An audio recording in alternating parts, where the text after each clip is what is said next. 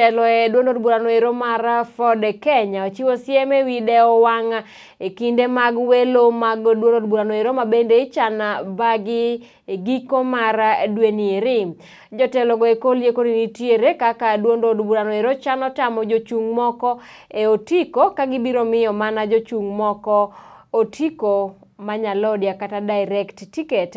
Kagiloso kiminini jotend party noero kotelnegi kod jakom party noero sub county manero migosi Benson Simiyu giwacho ni kata obedo ni Ford Kenya to nyaka gie sani eri pok ochiwo otiko kata direct ticket ne jochung' kata jachung' moro amora.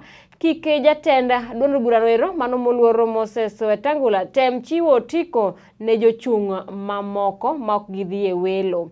Giwacho ni kom gavana kende mabende inyal chiwne otiko ma direct kaluwore ni onge ng'ato mabende ochung' e piem kod migosi Chris Wamalwa kom gavana kotiyo kod otiko mar Ford. Ndani ya chama tuko ngangari mno na wenzetu wa mama huku nje wamesimama hivi viti na tunawasupport kwa hali na mali. Tunawaambia wang'ang'anie viti hivi kwa sababu si vya wanaume peke yao.